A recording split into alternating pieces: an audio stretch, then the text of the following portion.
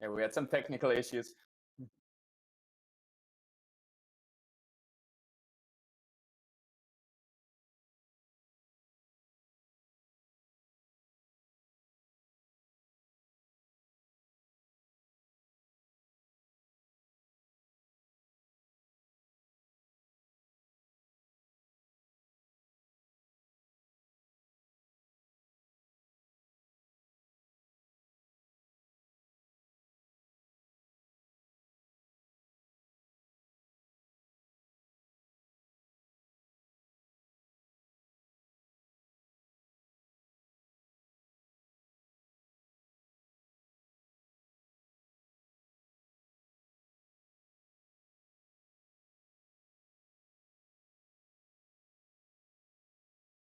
You sure?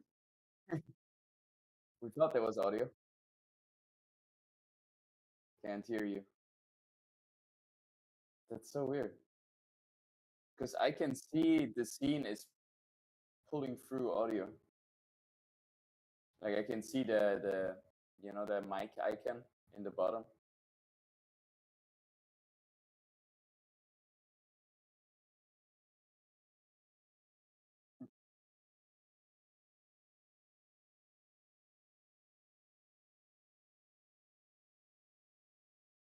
Yeah. Stick with us, guys. We need to troubleshoot a little bit, but I hope we can get this underway. This has been rough.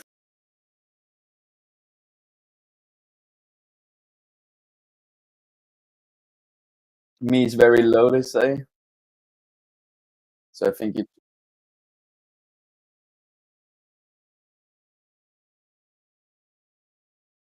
that sounds good now. Can you hear Night Jeff?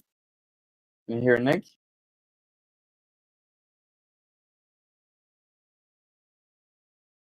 Can you hear Nick, or how's that going?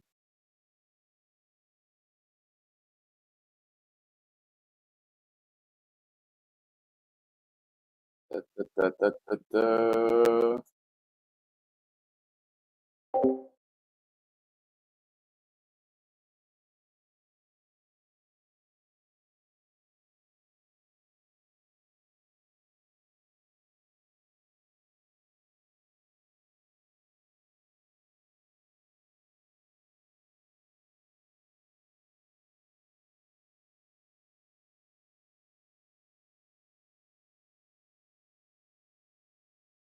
Because now I can't.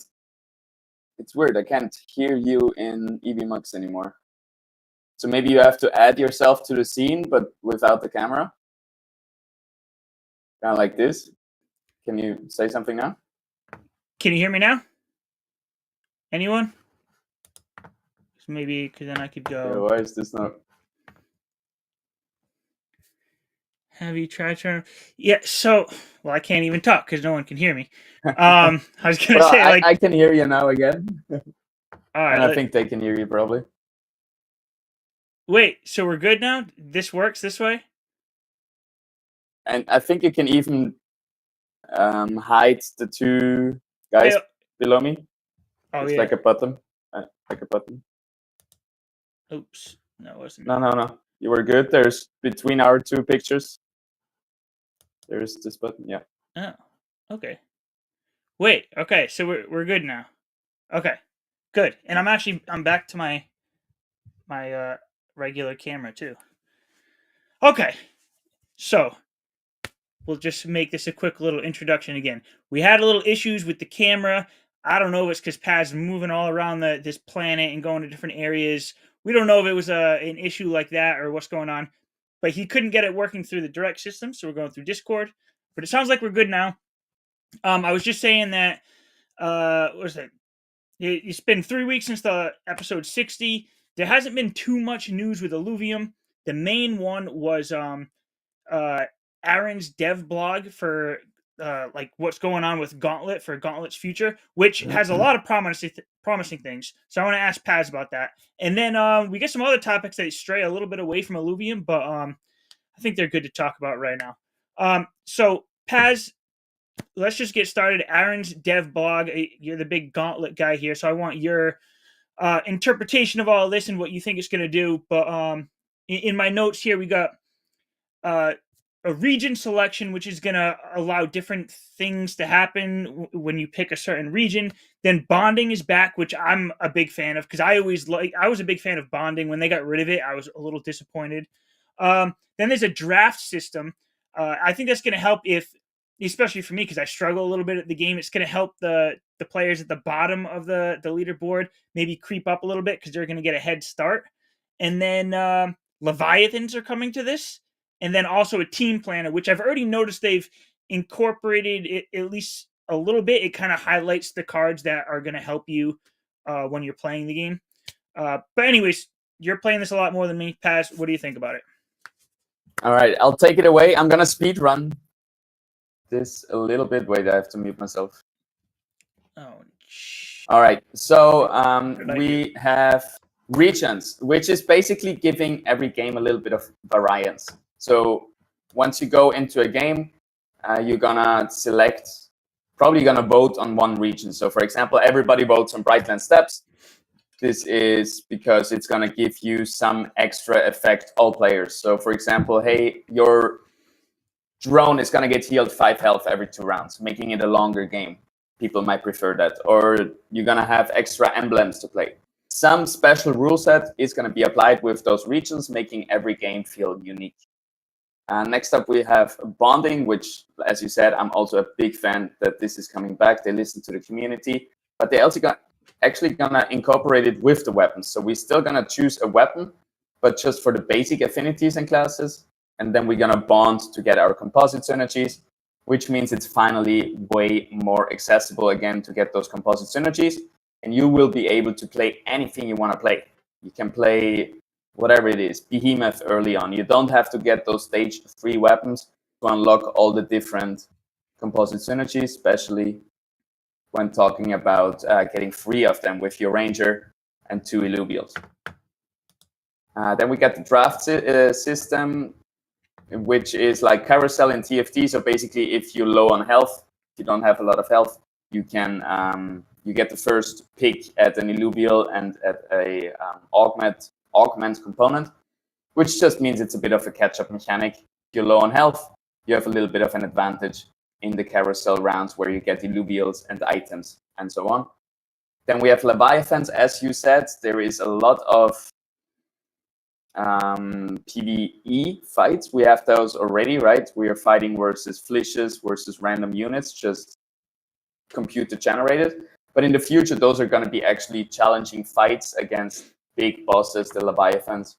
And sometimes you cannot even beat them. And I think that's really interesting, because it's not just going to be a dead air, dead time where you're just going to wait till you get the free win. You're actually going to have to try hard to win those PvE fights during one Gauntlet match. And then lastly, Team Planner is already implemented in the test net. And actually yesterday, it got moved with the newest patch to the mainnet. So Team Builder should be on the mainnet right now. And yeah, a lot of those features are being implemented right now. And you can go onto the testnet if you have private beta access and actually test it out yourself. And if you find bugs and report them, you might get some money, because there's like a bug hunting competition. So if you report bugs, you're able to get some rewards. Maybe not money, maybe it's cosmetics, I think. Yeah. One thing quickly, Najef, could you unmute yourself in Discord? I think that should work fine, and then I can hear you again without hearing myself. Unmute. Okay, I unmuted myself in Discord. Hopefully that. Sweet. Yeah, so that was the quick rundown. Sorry, you couldn't hear yourself, so it just made it a monologue. No, that's all right. Yeah. I hope it's coming through there now, because I muted on Discord because I thought it was going to help coming through here. But if you can't hear me, let me know in the chat. Or maybe you can say that in case they can't hear me. I don't want to have to. It should be all right. Should be good. All right. No one's saying anything bad yet. Yeah. Yep, sounds good. So Crypto Quick Chat is saying the roadmap for Gauntlet looks really good. My question to you, Paz, is this, I keep doing this, is this all these changes coming from what the community was asking for? Because you're obviously deeper in this than me. Like, or are these features that, Aaron just came up with and thought would be a great move? I think many of it comes from the community, and even more comes from actually just TFT. Like 8 out of 10 of those features are TFT features that are really, really important TFT features that give you more skill expression and more player agency, and actually just reducing the RNG and actually making you feel like if you're the better player, you're going to win most of the time. It's not going to be like you roll the dice, oh, I hit the perfect legendary augment, I'm going to win this game. So it's going to be way harder to constantly win if you're not the best player in the lobby. And that's what we all want.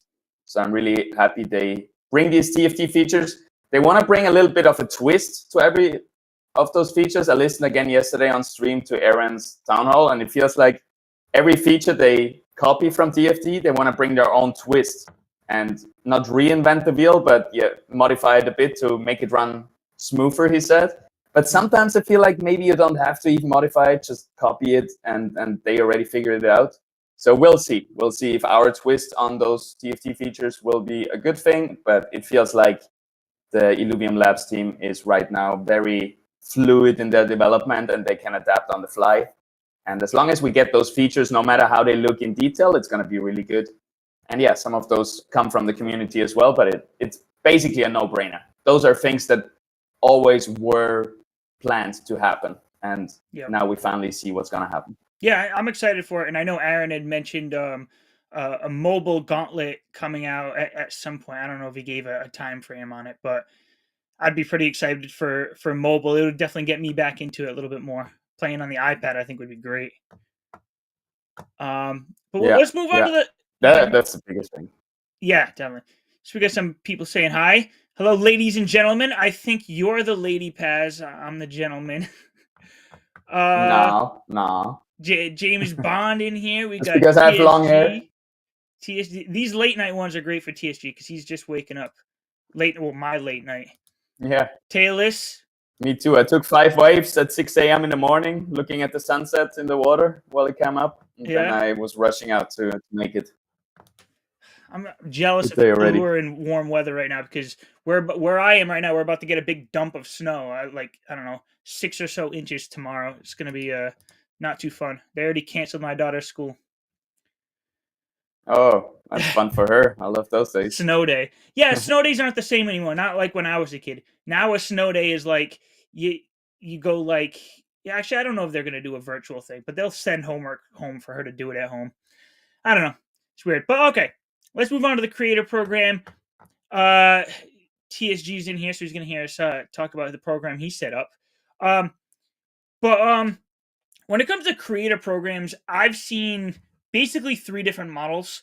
I'll talk about that real quick, and then I want to hear what you have to say about this. So there's the Illuvium model right now, where it's basically based on revenue. So you have a creator code, and I'm sure everyone here knows this. Hopefully you're using either code Najafe or code Paz. But you get this, the revenue that you bring in, a certain percentage of it basically goes to the creator. Pretty simple. So for me, or for both of us, an incentive for us to make content is for, you guys to use our creator codes and spend money in the game. Now, there are some pros and cons to that. Just quickly, the con is if the game isn't, I guess if it's not fun, it's not generating enough money, then it kind of hurts the creator because they might not be bringing in that much, revenue. So it might make them feel like, let's just make less content because I'm not bringing in that much anyways. But anyways, so then there's another model, which is what Xborg was using. So I was in the creator program for the past 3 months. They purge people out every month, and they finally cut me. I don't know what they got going on. Maybe I'll be back in there. So I'm not in there anymore. But for the past 3 months, how they ran it was they just had a group of content creators, and they also had a pool of funds. And basically, throughout the month, you would just make your content for their brand, and then at the end of the month, they would divvy out the rewards that they had in that pool.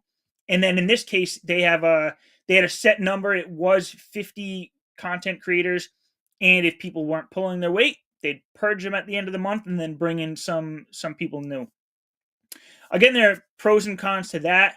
I think the con is that what we got TSG. Oh, I don't know how this is going to work. Oh yeah, okay, there we go. Yeah. So what's up, TSG? So Yo, the pros you and guys cons. hear me? Yeah. Troubleshoot. All right, sick. Go. The pros and cons. Yeah. So I was saying the pros and cons to the XBG model is, for one, there's no like creator safety. Like, for example, like I said, I was making content and it was paying out pretty well. But then at 3 months in, and then I just I get the word yesterday that I just got purged out of the system. So now going into next month, I'm not in the creator program anymore. Doesn't mean I won't make anything about Xborg. It just means like, now that I'm out of that system, there's really no incentive for me to do it anymore. And then the third, no. Like I still believe in the project and everything, but that's the kind of, I think that's the con on Xborg side of like, well, now when you're not in the program, there's if they boot people out of the program, there's really no incentive for them to keep making that content. And then the third model, I guess, would be more of like your KOL model, where you have a content creator in the project wants to pay X amount of money for X amount of content, or have some kind of like contract built in where at the end of this month you're going to get this amount of money or coins, and then this is what we expect out of content. So Paz, we'll start with you. What do you think of these three models? Do you think, and which one do you think is like the best model to go with? And then TSG, I want to hear what you have to say about this too. This directly has to deal with you. Yeah, I think the best one is the one that TSG brought to us with the Alliance program, because it actually rewards based on metrics. Like, actually the value you provide is very, like, you can see it. There is no like artificial value. It can't be really gained like other projects. Like we had that before, where depending on how many views you get money. And it was like people were buying 10,000 views on Twitter or on TikTok. So that was pretty bad. It was easily to be cheated. Yeah. And I've seen it in the community pop up right now, where people are suggesting, hey, take away council pay and give it to streamers, like just taking in their own hands when Illuvium should market and how they should market and push the marketing, which, yeah, I don't know if people with 5 viewers right now should be getting a lot of money. I don't think there is value. I don't think we need marketing right now, and I think it would be the wrong time. And yeah, I do like the Alliance program, and everything else is maybe something good for the short term, like Xborg just pushing out with a lot of content creators who are super excited because they get a lot of money, same like we did in Illuvium in the beginning. But in the long term, I think you have to switch to a sustainable model, which is more the Alliance program with a referral link, where you can actually check the numbers, how many people are they bringing in, how much revenue are they generating, and you have the exact number, how much it actually costs to acquire users through this program. Yeah, TSG, I want to hear what you have to say, but I just want to say that I do think that the Illuvium model, the one that Taryn here is kind of put together, I do think that is the best model long term when we're in a healthy gaming environment. We know there's been a lot of ups and downs with Illuvium. Right now, I think we're on a down. We got a lot coming forward, but I think in the end that is the best model.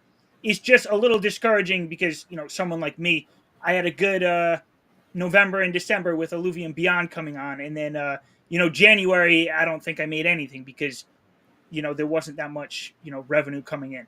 But TSG, what do you got on this? I know you've looked at all of these models. Yeah, I mean, look, there's Najif, there's two of you now. 1 second. Yeah, there's a time. One, I'll say again, there's two of you. Don't worry.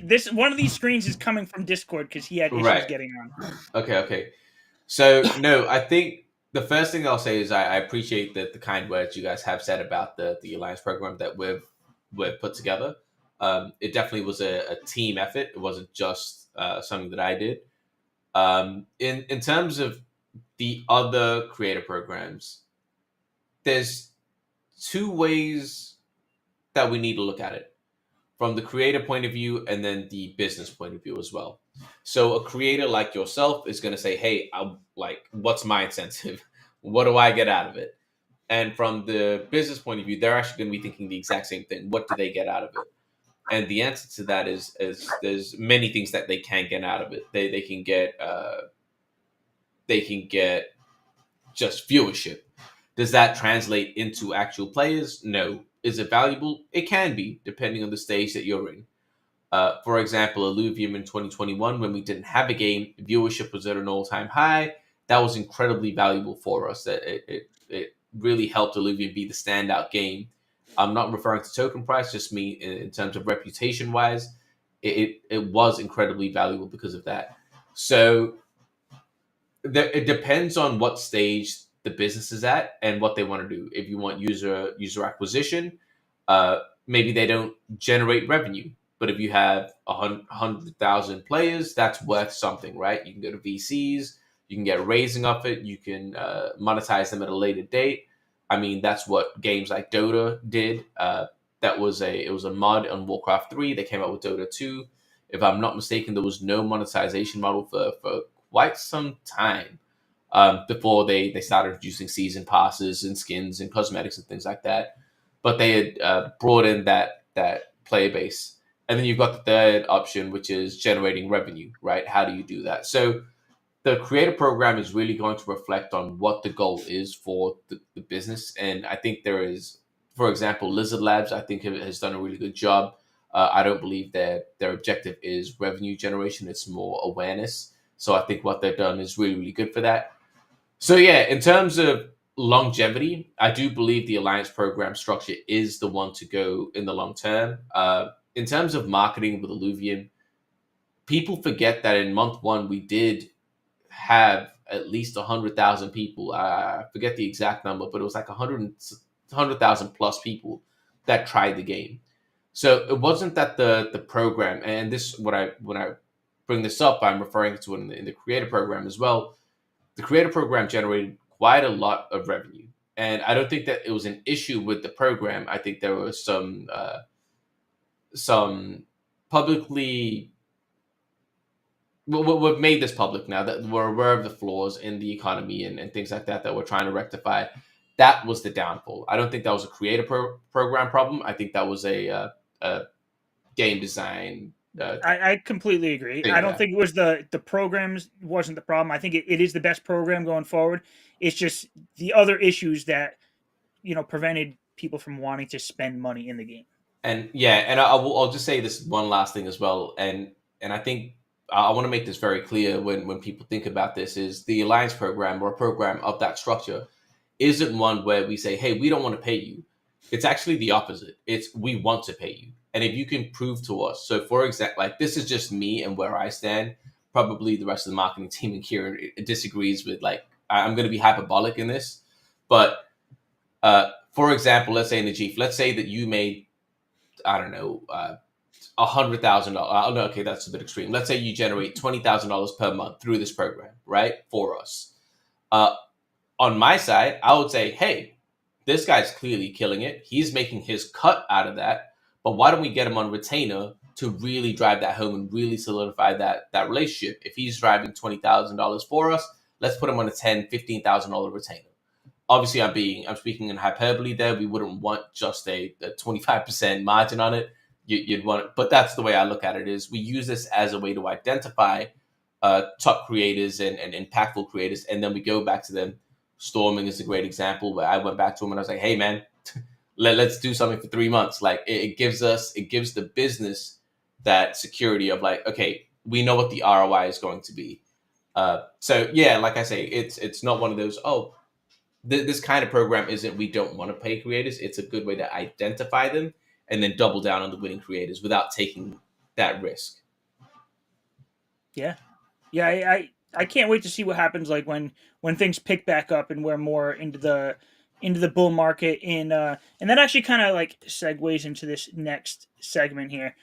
So I made a tweet the other day, and it was just about like how soon it won't be called Web3 gaming or crypto gaming. It'll just be gaming, and other games will be using, blockchain technology like behind the scenes, and no one will ever know. It'll just be like your true ownership model in gaming. Like the next, people say Web3 gaming is inevitable. It's inevitable, but it won't be called Web3 gaming. It'll just be gaming. I guess my question, I'll start with you, Paz, is when do you think that happens? Like, do we need to wait another 5-10 years? Do you think that happens, maybe during the next bear market when we have good games going into a bear market, which we haven't really had yet? When do you see that happening?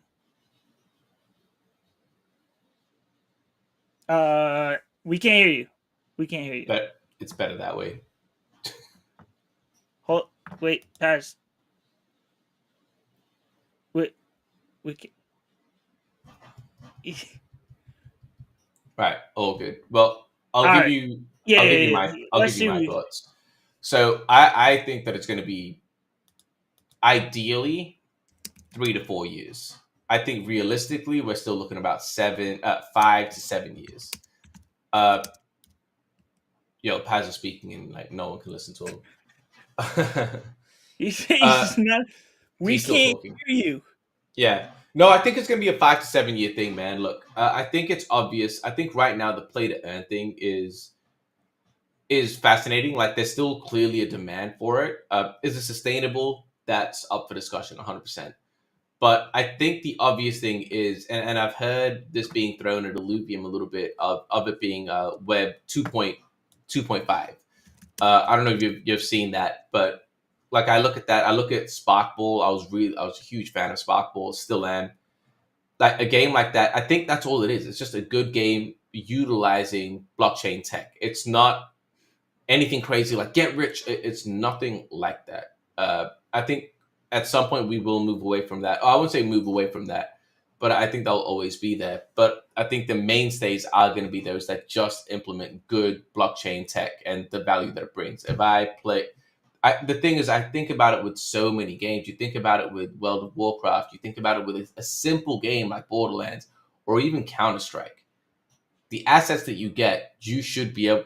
I'm not a big proponent of massive interoperability. We can bring this game into that. Like, I don't really care about that.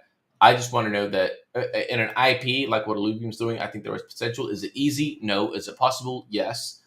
But it's just a simple thing of if I spend 100 hours in a game and then I decide to stop playing it, I want to be able to sell it, even if it is for like 20 cents on the dollar. I don't care. It's just having something that makes obvious sense. And in Steam and stuff like that, with your cosmetics, your funds are stuck on Steam. You can't take your funds back, which is insane. So that freedom of access to your funds seems like a good thing to do, and obviously the studio gets to make a percentage on the commission, on the fees as well. Like it just all makes sense. So yeah, it just needs to be done right. That's all. I think it's going to be kind of like a mindset thing too, because right now people in Web3 gaming are expecting a return on their investment, like they want to make money, when it really should be more about, all right, so I own all these things, and when I'm done playing this game, maybe I can sell it back for half of what I spent, like or 20 cents on the dollar. Yeah. Well, yeah, exactly. Just a portion of it, just to get something back, rather than just leaving the game and being stuck. It's not a complete black hole. That's legitimately it. Like, how much money have I spent on Dota skins? How much money have I spent on various skins all over the place?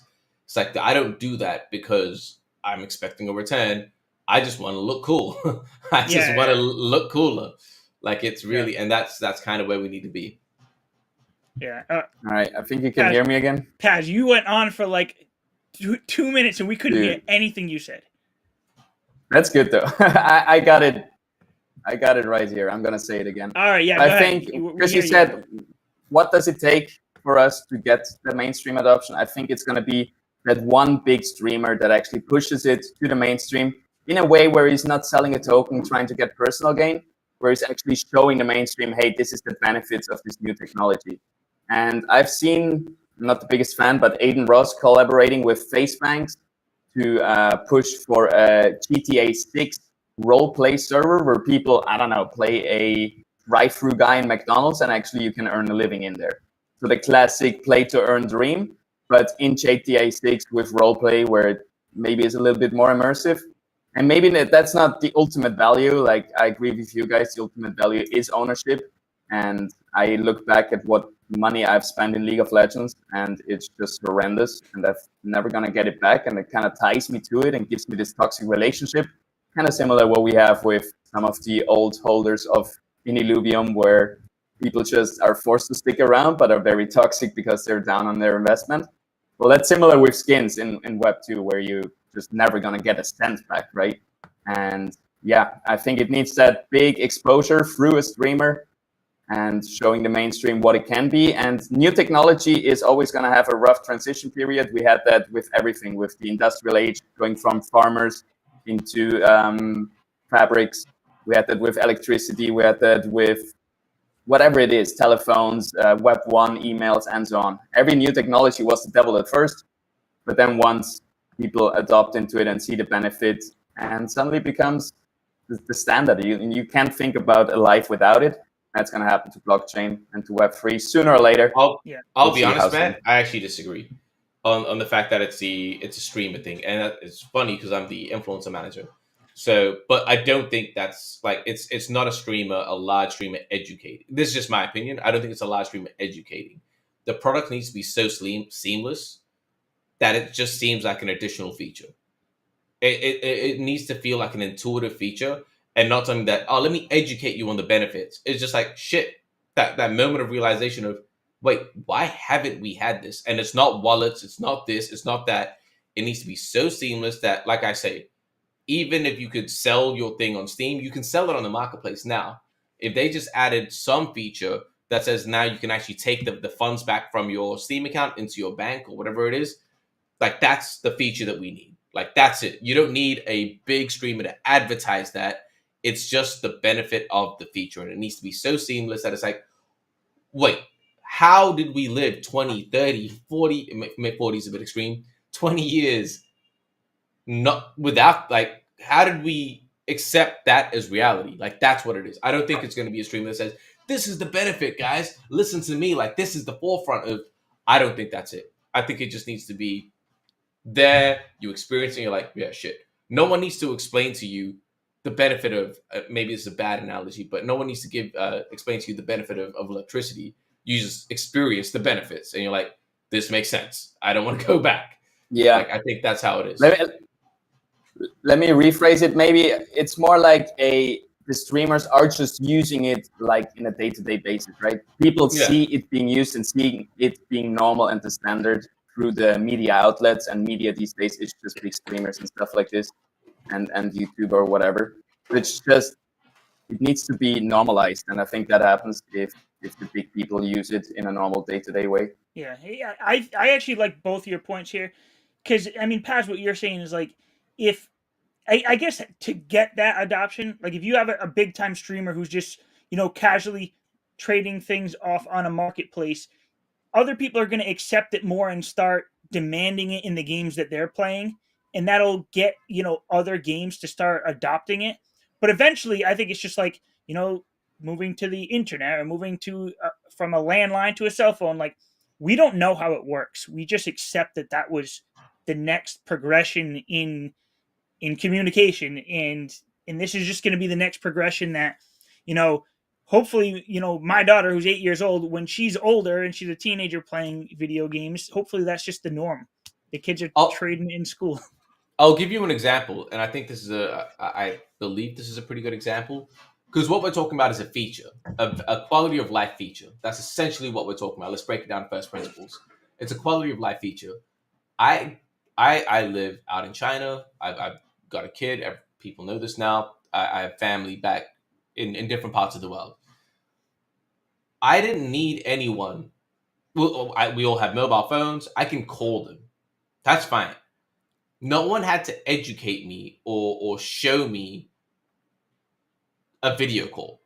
I prioritize it way more now because it's a quality of life. I just experience. I'm like, this is a much better thing. Like, you don't need. It's just, like I said, it's just a feature that a player needs to experience, and no one needed to advertise that to me. Like, that's really how subliminal we need to go, how subconscious we need to go. It's very like no one needs to advertise, yo, video calls are way better. No, my parents, my family wants to see my kid. They can see expressions, even for us, like when we know, like how many of us know we prefer video calls because you can actually see the other person expression, like see what they're wearing. Like it's just small things like that. So you don't need, again, there is value in it. And what you're talking about, Paz, I don't think is, all I think what you're talking about is just marketing. Like it's not, we need that. It's just the marketing of it. And what's the word? The adoption of it. That's all you're talking about. But I think before we even get to the marketing, the adoption side, it's just the feature needs to be goddamn clean. Like that's what it needs to be. And that will do, I honestly believe that will do 90% of the work. And the other part is just the wildfire. Like that's the spark that really starts to spread it out. But the feature needs to be there before we even think of, and I mean, we can look at Illuvium as a good example of that. It's, again, we could spread it. And if the product isn't just there yet, the spreading isn't really going to do that much. So I'd rather focus on the product and think in first principles than try and skip ahead and try and, I don't know, alley-oop before I can even, I don't know where this analogy is going, but you guys get the point. Yeah, definitely. And I think, let's see, I'm going to try to use this as another transition to the next one. We got a new administration over here, a new president here in the United States, which is going to be a lot more crypto friendly. So where, games, I don't want to say like Illuvium, but the games who might want to build in the United States are now going to be, I guess, I don't know, more regulated, or at least they're going to know what they can and can't do, and they're going to be, they're going to do well here. Trump wants the United States to be the crypto capital of the world here. So hopefully we get that, that adoption happens a little quicker because we have a pro crypto administration. But this is also our first episode here since Trump actually took office. It's been less than 2 weeks, it's been about 2 weeks, which is crazy because it feels like it's been months already. But there's been a lot of ups and downs in crypto already just because of Trump. He got elected, everything just went wild. Then it's come down. He threatened tariffs, and then it plummeted the crypto market for a couple days. He's talked about a crypto stockpile. Let's see. He had the meme coin, the Trump coin, come out, which I think was a horrible idea. I still don't know why he did that and why that was a good idea. But he's definitely playing a big role in the market. It kind of reminds me of how Elon Musk was back in the last bull run, where he could tweet something about Doge or crypto, and then the prices would move like crazy. Now we have, the U.S. government and Trump doing things that are moving the markets. So what are you guys seeing from, I guess, outside of the United States? Paz? Well, yeah, I'm trying to not spend my whole day trying to figure out Trump and what he's doing and everything. I see the news sometimes and what he's doing, and he passed another bill, and some stuff seems really good. Some stuff I would have to dive in deeper to know if it's actually good or if it's bad stuff. But yeah, I try to not focus too much energy on the politics of other countries. I know Trump also does influence the whole world, obviously, and it has influenced us a lot with crypto recently. But yeah, I try to not give him too much attention, just the needed one. So I was actually hoping you could educate me on why this all happened, why crypto went down, and how we can see that next time, or if it's just gonna be crazy volatile with Trump there, like you say. Is he gonna tweet something and it's gonna go up and down? Well, like I was saying, Paz, have you ever heard? I'm bringing this up now. Have you ever heard this quote by Plato? One of the penalties of refusing to participate in politics is that you end up being governed by your inferiors. So it might be worth paying more attention. I'm just saying, it might be worth paying more attention. Yeah. I came to that realization I get that. only like maybe actually around like the COVID time. Like I really didn't pay attention to politics until I was like 30 years old. COVID Jesus hit, Christ. and then I started paying attention. Well, I had big life changes, about 5 years ago. Everything happened at once, and I got a lot more into that's when I started looking into, or I found Bitcoin. I started looking into politics. Actually, Bitcoin was really one of the first things that like it really opens you up to a lot of different things. I kind of got a lot more into politics because of Bitcoin. But I realize now that I should have been paying more attention, and now I do pay attention to it. But yeah, I mean, what are your thoughts on this? Like, he's definitely influential in crypto now. Like he can make a tweet and move the markets and drop a So meme coin. It's crazy. what's the specific question? Like, what are my thoughts on Trump? What are my thoughts on Trump's impact on crypto? Like, what's the specific? His impact on crypto in general, but I guess you can kind of lean into the gaming side, like crypto Web3 gaming. Like, Well, I don't think that he has an impact on, like, when I say I don't think he's got a direct impact on like crypto gaming. He's got an impact on the crypto industry for sure, 100%. Yeah, so like a lot of the capital in the world comes from America. There's no doubt about that.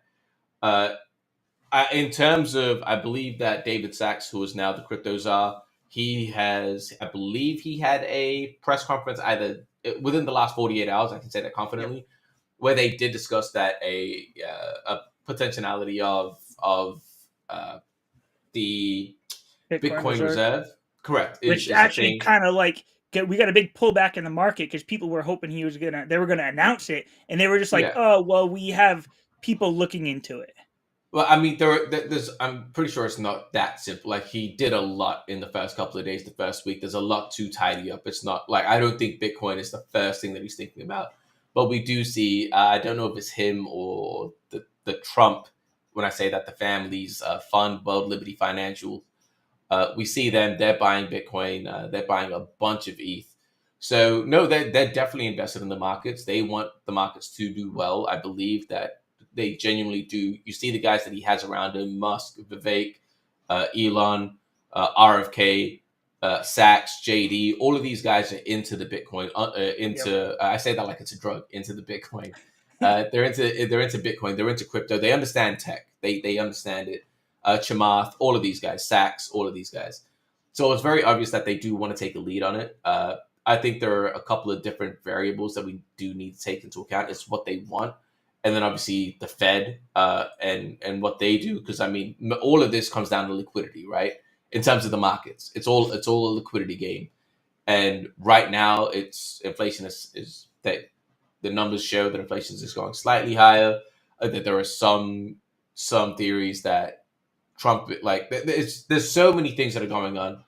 But in terms of your question, does he have an impact? Yes. Do I think that he's positive for crypto in the long term? Yes. But yeah, that's a very high level summary of my thoughts on those two questions. Yeah. I think we're gonna have a very volatile market for it, probably at least this year, and then in the long term, I think it's gonna be good.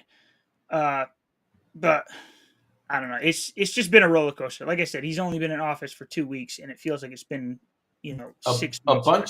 A bunch of U.S. states have already started to file for Bitcoin reserves as well at a state level as well. So I forget what the number is. It might be like it's like more every day. It might be close to 50%. Yeah, it's like I think 20 states or something like that. It's like a decent amount of states. I think I saw 26 now or something like that. And last week I feel like it was only like 15 last week. Like, they just keep coming. And I heard something today about I forget which state it is, but there's one state that's actually like really close to actually implementing it. And once that happens, it could start that cascade. Effect. Yeah.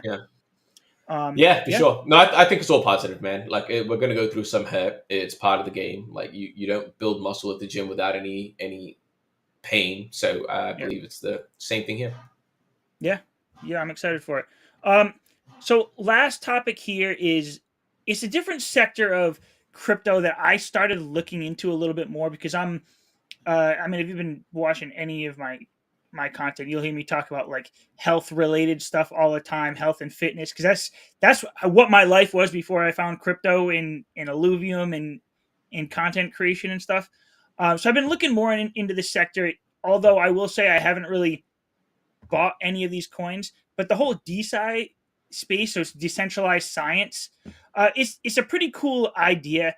it's really trying to work on like transparency with, you know, doing studies on health related to, or just science in general, and it's also a way to get accessibility to funding for these projects as well, where you don't need to worry about like a bias. Like, what do you see, like Pfizer or whatever is what do you call, funding a different company to do tests or whatever on their product, so obviously there's going to be a bias there. And I've seen some projects that are similar to like the, what is it, like the pump.fun, and then there's a gaming one where you can actually just fund some of these projects, and when they hit a certain level, they go on chain, and then those coins help fund the research or whatever for science. But I kind of like that narrative because, again, that's where I've been in the past 15 years. But have you guys looked into any decentralized science tokens or crypto or anything like that? First I've heard of it. I'm not going to speak on something I don't know about. Really?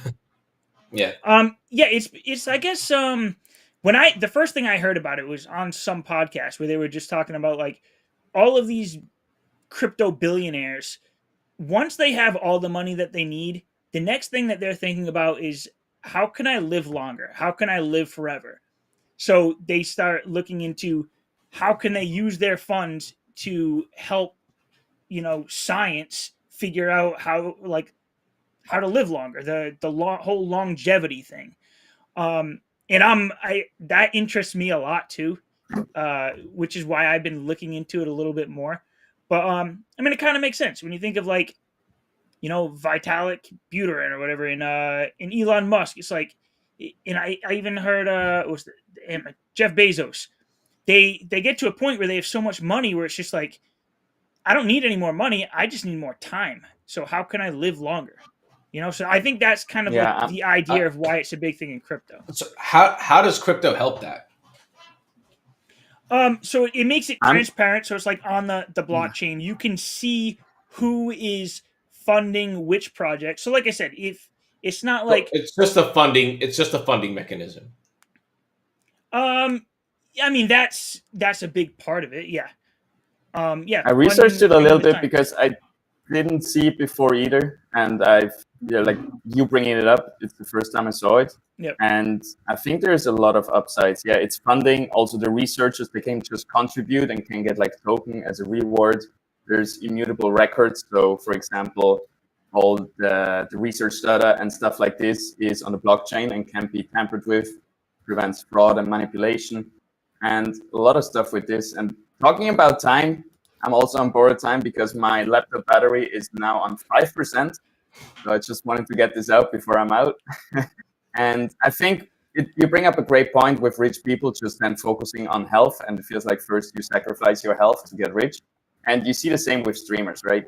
You see the goon cavers, the crazy, very unhealthy hardcore streamers. They are doing this 12, 20 hours a day, whatever it is, every day, all year long. And then at one point they actually get rich and suddenly they're going into the gym and suddenly they have a six-pack and looking fit and stuff. Like everybody at one point realizes the biggest wealth is health. I think many people realize it too late. And it makes a lot of sense that you would wanna invest into, some new technology around science as well. It sounds really cool. I wanna research a little bit more about it, and let me know. Yeah, I'm gonna look into some more. Like I said, I've seen different projects. I've looked at a lot. I haven't seen anything that really stood out to me and something that I wanted to invest in. But it's definitely like when you think of like a narrative that's coming in the future, especially when we think that like Bitcoin and the crypto market is going to keep going up and up. There's going to be more millionaires and billionaires created through crypto, and these people are all going to want to live longer. So I think maybe this is a really long-term play if you find the right project. But I do think that there's a lot of potential in this decentralized science, narrative here. But your iPad's about to die. I think we're pretty good with this episode here. I might look more into this decentralized science stuff, and I'll let you know what I find in the future. But anyways, thanks for coming on. Hopefully we can get this figured out so we don't have to go through Discord again next time, Paz, and you're not muted while you're talking. I hope so too. And Taran, I think this is a third episode in a row. You popped in. Always glad to have you here. Yeah, and I appreciate you having me. I might have to become a mainstay. I know, right? Part of the show.